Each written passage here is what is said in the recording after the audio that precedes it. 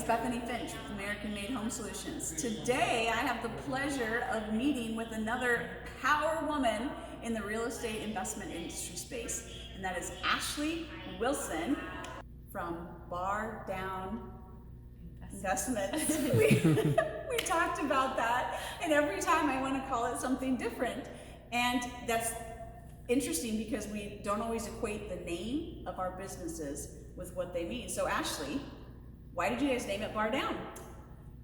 Funny story. So my husband is an ex-professional ice hockey player. So one of the best shots in ice hockey is a shot that hits the top of the crossbar and then goes down in the net. So we wanted to bring over his previous career into our new career, and that's why we decided on the name Bar Down Investments. That is amazing. See, but again, who knows that backstory? Now we know it because she shared it with us. So thank you very much. Absolutely. Now those people may not know.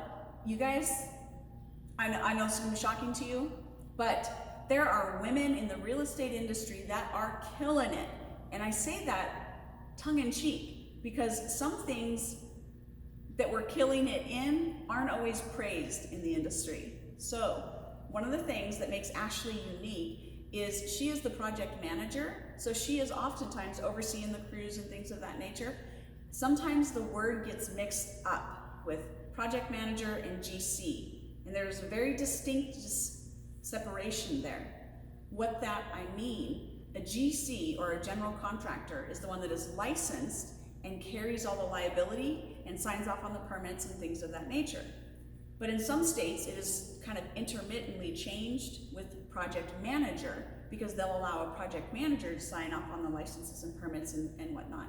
And so in this situation, Ashley does a phenomenal job on their properties. So now Ashley, you guys are in Philadelphia, correct? Mm-hmm. All right. So what does a day in the life of Ashley look like? It's very crazy. We have multiple real estate businesses, and because of that, it's always a juggling act of really managing whatever the top priority is for that particular day. So I have a flipping business, a wholesale business, and a multifamily apartment business, and to that effect, I'm always trying to give each business the attention that it needs. So it could be going to see a single family home, to picking out designs for that house, all the way to flying down to our apartment buildings and meeting with contractors there, talking with investors. I mean, really, it is a whole gambit of different things that you can't even probably capture in a week's time if you follow me around. So Sure. There's a lot of craziness, but it's a lot of fun. Well, and with that being said, how many years have you been in business? We've been in business for over 10 years in real estate, and I grew up with real estate in my blood because my dad was a general contractor, is a general contractor. He has his own contracting business for over 40 years, and he's the partner on my flipping business too. So we partner together 50-50 on that business and have been in business on the flipping business side for a little over 6 years now. Okay. And then is that the one that you started first? We started, actually, my husband and I started investing in real estate, not in a business sense, but individually, or personally, a little over 10 years ago with doing short-term rentals and long-term rentals, and that transitioned into us wanting to start the flipping business. Okay, because you saw like, oh wait, there could be more here. All right. Absolutely. So you started out in rentals on the basic level, I would say. Then you stepped up to the flipping business. Mm-hmm. Then when did the wholesaling business, and you have one more business, you said?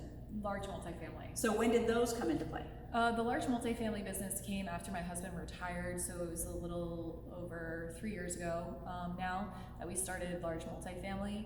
And the wholesaling business is actually a new business that we're adding on as an arm to our flipping business. So that's a recent creation, and that's with a new partner, but someone I've worked with very closely over the past 6 years too.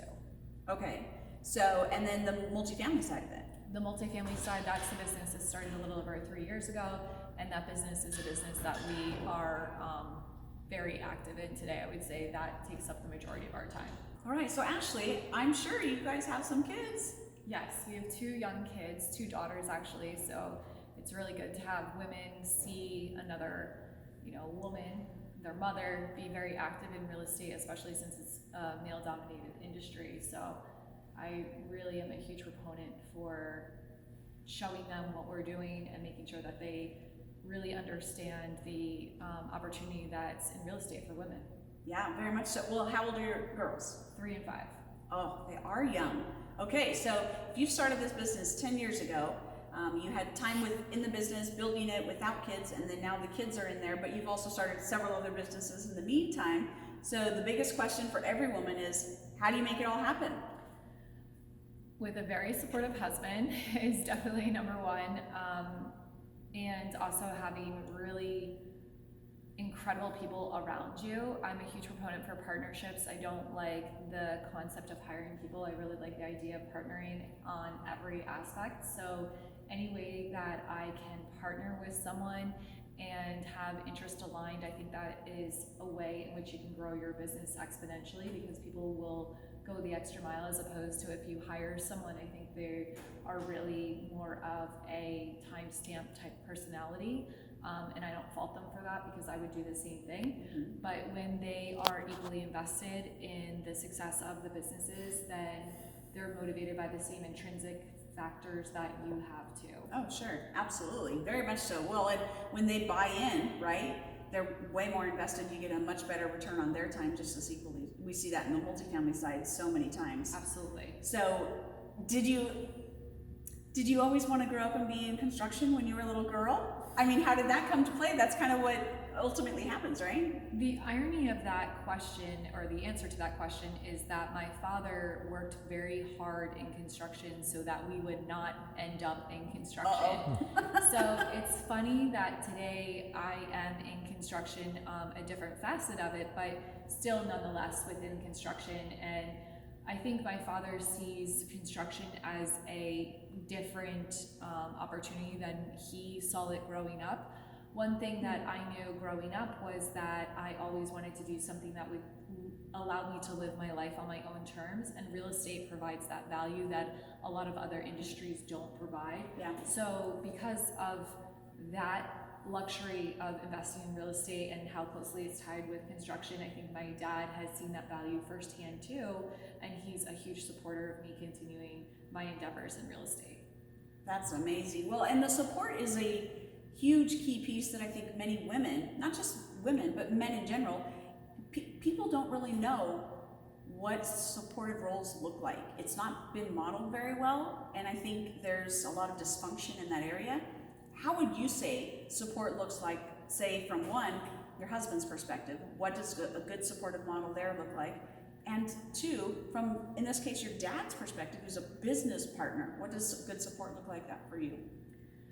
I think we could spend an entire day talking about each of those, but very succinctly, for my husband really is an expert in his own right. He's invested in real estate, and he also provides a role that I don't have a forte in. So allowing my husband to really excel in what he's good at, and allowing me to excel in what I'm good at, and respect each other as being the owner of those two processes, that in and of itself provides support. That also mirrors closely to my dad and I's relationship.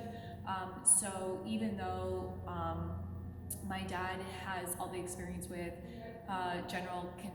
contracting as a general contractor, he also too has provided a lot of education to me to understand the process, so that I can systematize the things that we do, because I take the knowledge of the contracting and then put it in a business model. Gotcha. So I completely understand what you're talking about with the need for you and your husband having very separate, distinct roles and allowing them to own that role. And was just talking with Mark Kinney this last week, and we were talking about that specifically, because how, as a business partnership, when you're also married to that person, how can you spend that much time and that much, and yet still divide and conquer?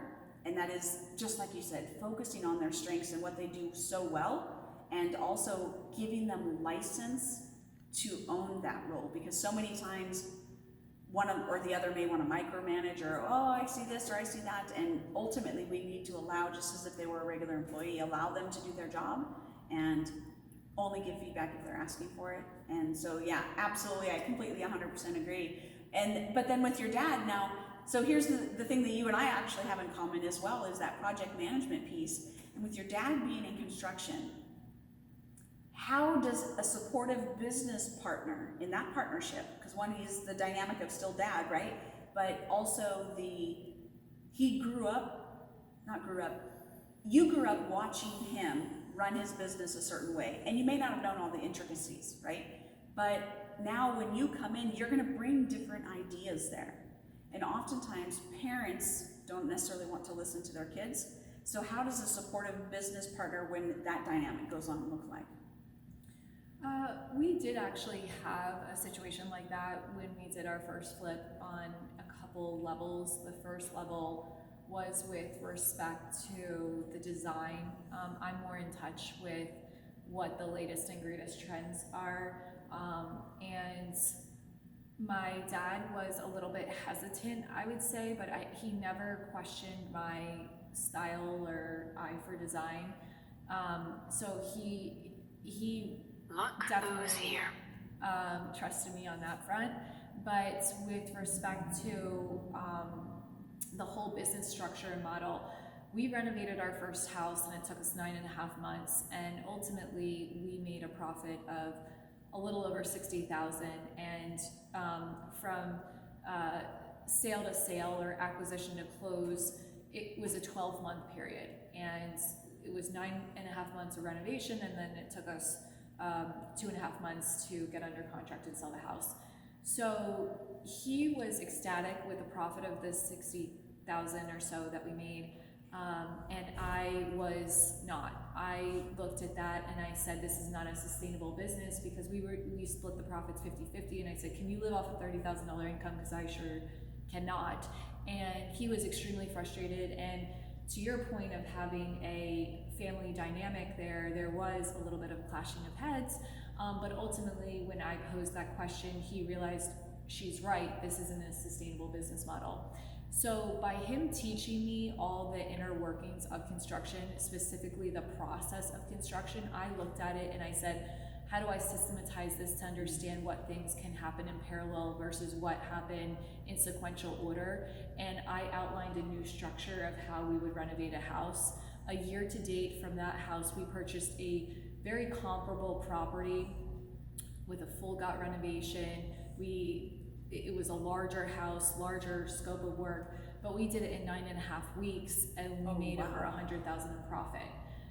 So from acquisition to acquisition on that house, we purchased the property at the end of September and closed it before the end of the year. So that showed that there was another model that could be executed. Mm-hmm. And from that point forward, my father has never questioned me on the business model, because it was something that I was not only able to identify an inefficiency in the process, but come up with a solution to make us more profitable. So ever since that time, he has really relinquished all control of the business and the process and structure, and really allowed me to excel in that side of the business. And he handles all the day-to-day of the construction. Gotcha. Okay. So I know in our situation, many times for several years, I was the project manager, and any of those flips that we were working on, I was the one dealing with the contractors. I was the one dealing with the laying out that schedule, what that systems look like, and all of that.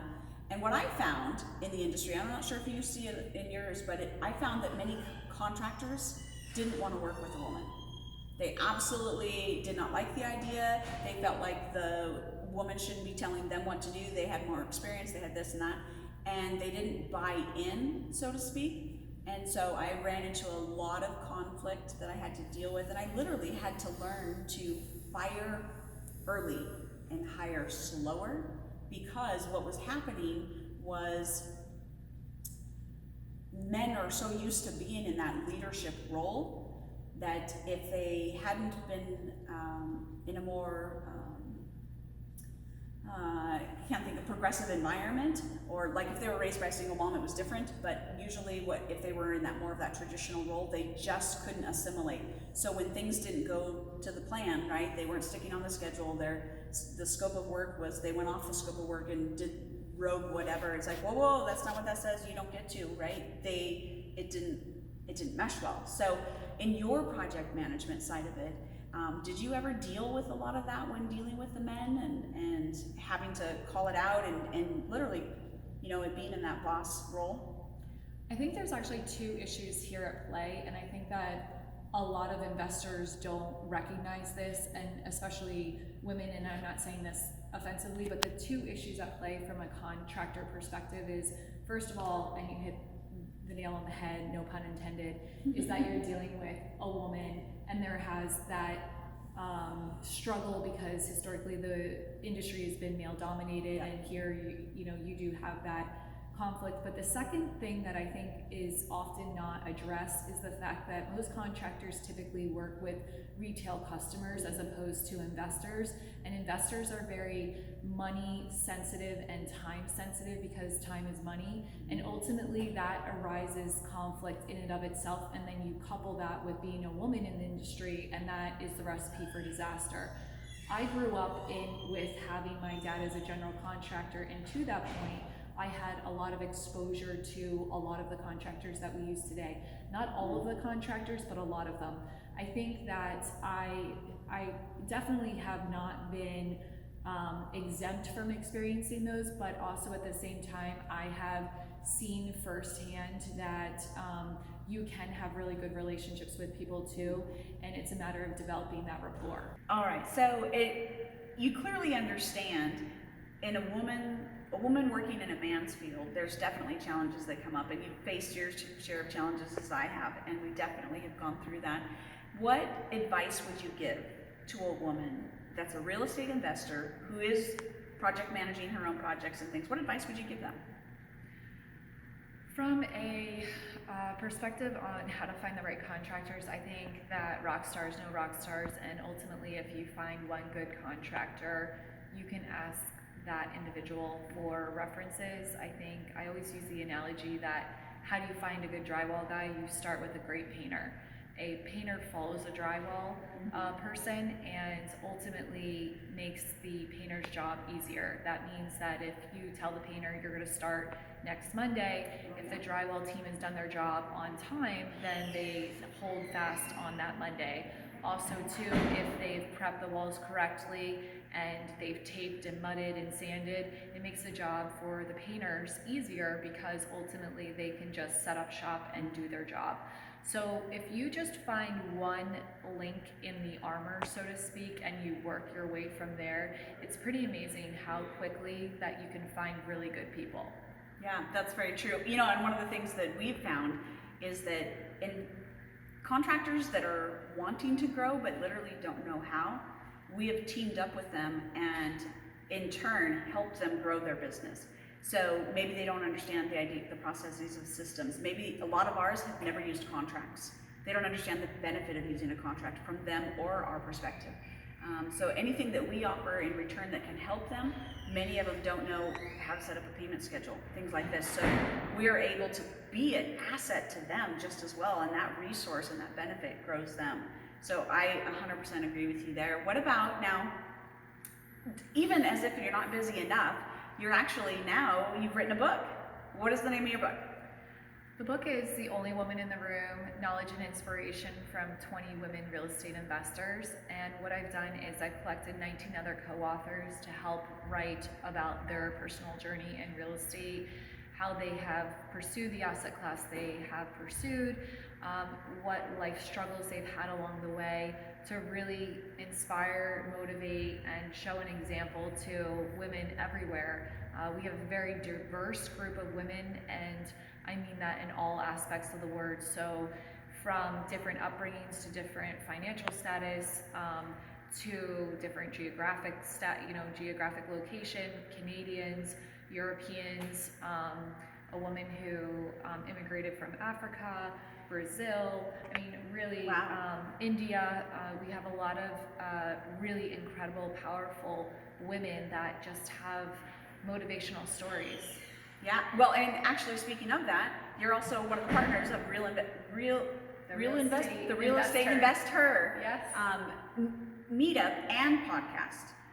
Or is it So two it's- separate things? So it's a whole organization, and we are in US and Canada right now. We will be expanding elsewhere eventually, but right now we're really focused on growing within the US. And what we do is we provide support for women looking to seek financial freedom through the power of real estate.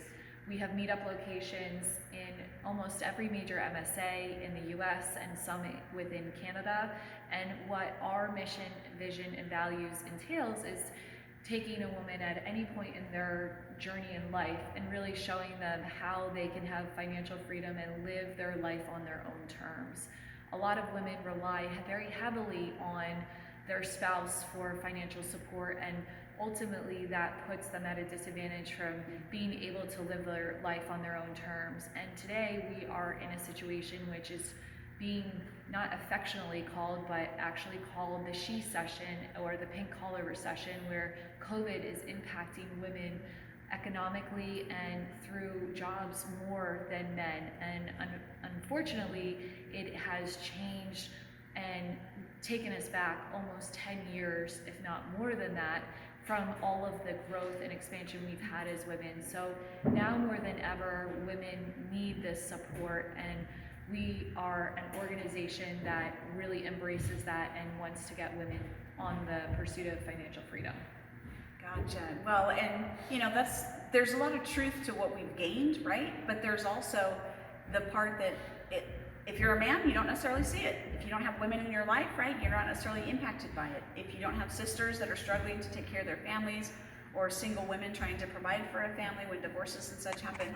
And so real estate is an amazing tool for a woman to use, but many women often defer to, I'll be a real estate realtor, right? And that's the role that they assume that they can have. They don't think that there's more possible for them. Being a realtor is really just another job. And ultimately what you're doing is you're still running on that treadmill. The reality is that women outlive men 6 to 8 years on average, and because of that, over that time period in the latter years of a woman's life, it costs them anywhere from $280,000 to $310,000 to cover that time period in their life.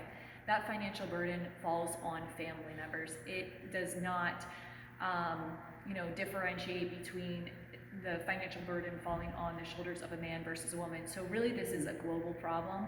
And when we look at the unemployment today, and we look at the fact that women were unemployed, less than 50% of the total unemployment was made up by women pre-COVID, and today women make up 55% of the unemployment.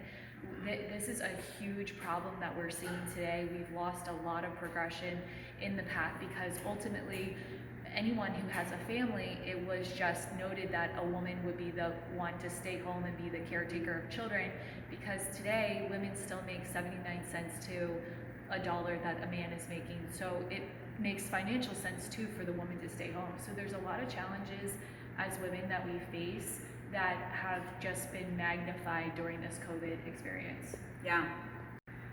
I couldn't agree with you more. That has been such a challenge. One of the things that many times women need to have the most flexibility in their schedule, right? They need to be the one that when kids are sick, they want mom, they don't want dad. No offense, dads, it's just the way it is, right? And now some dads, they're the single dads. And we've seen that. We have good friends that they, as a single parent, raised their children, and they needed flexibility, and they actually got it on the back end because they weren't given the flexibility, because the employer automatically assumed, well, you're not the mom, so you don't need it. So it works both ways, right? And I think we're not trying to put men out of work. We're not trying to, say they need a lesser wage or any of the sort. I 100% firmly agree. A woman can't do every single job that a man can do. There are definite jobs that a man is designed for differently. But I also believe that there are some areas that women are very, very capable of doing the exact same job and performing equally as well. And we're still not seeing that equal pay for that.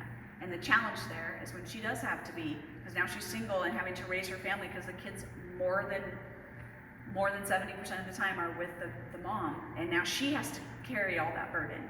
and not the man. And so the challenge there is, how could she do that when she doesn't even make half as much money, and that burden is there. So it is, so the real estate as a tool gives her that opportunity. It gives her that flexibility. It gives her the way to do what she can do well, right? Focus on those areas that she can do well.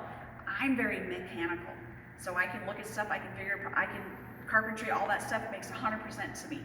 It doesn't work that way for all women, right? So project management role makes sense. But other women, they want to be the stager, and they want to be the design, and right? So that makes more sense in that world. So having the flexibility to make that equal pay is what will allow women to provide for their families. And I think that's what we're all talking about. I actually have female electricians, female plumbers, and I pay them the exact same wage. I don't cut their wages because of it, right? Especially if they're union, right? So if that's the case, we need to just recognize that in society, how it does affect and how it does impact our society. Especially like you said, how they're living longer, and then how much more of that costs, and the repercussions of that ripple effect. So very, very true. And I am so glad I got to meet you, of all people, another woman killing it in real estate, as well as on the East Coast, which is always fun. I love meeting people from all different walks of life in different places, and obviously our background is slightly different, but we're now in the same industry doing the exact same thing, and our focus being mostly on multifamily and residential, but in the same spectrum, understanding the need to make a difference. We're working on our book as well, and so I'm excited for your book to come out. Thank you. And I don't know if you have a link to it or anything, if it's going to be on Amazon or where it'll be at. Yes, you can find more information about the book on therealestateinvestor.com. You can also link off of my website, which is badashinvestor.com, or on my Instagram page, badashinvestor. And so let's keep in mind, and we'll put the links in the notes, because real estate investor, not investor. So we'll make sure that link is in there so you have the correct one. Thank you so much. I'm so glad we got to meet and spend this time together. I'm actually here helping out at an event. I love giving back, and we're able to help out with the Fixated event. And in doing so, I got to be able to meet you, which was amazing, as I'm looking forward to potentially meeting up in some of the other areas and things. And now with the partnership with the real estate investor, that's amazing. I'm ecstatic. We've loved that podcast forever. And so looking forward to seeing what you guys are doing there. How, if they want to get more information about you, or they have questions about you, what is the best way for them to reach you? You can reach me at Bad Ash, so it's a play on words, it's my name, Bad Ash, ASHinvestor.com. You can also find me on Instagram at Bad Ash Investor. Perfect, awesome. Well, thank you so much once again. I appreciate you taking your time. I'm so thankful that you've got an amazing husband who's willing to support you and help in certain situations like this, whether he's taking care of the kids or he's running a project. He's providing that support role. And to your dad for raising, people don't understand. As a parent, you and I both know, when you see your kids grow up and be successful, it is definitely an accomplishment that you as a parent did something right. We may not have done everything right. In fact, we could have done a lot of it wrong. But the fact that somewhere in there's some success is definitely attributed to some very neat parents. So kudos to them. Tell your dad we're excited for what you're doing, and we're proud of that. Thank you so much. So much. I'm so glad to meet you. Thank you very much. And we will definitely connect up again, especially probably on some of our multifamily stuff. Absolutely. Thank you. All right. Until then, we will see you guys next time, and we'll look forward to you on another Win Wednesday. Bye for now.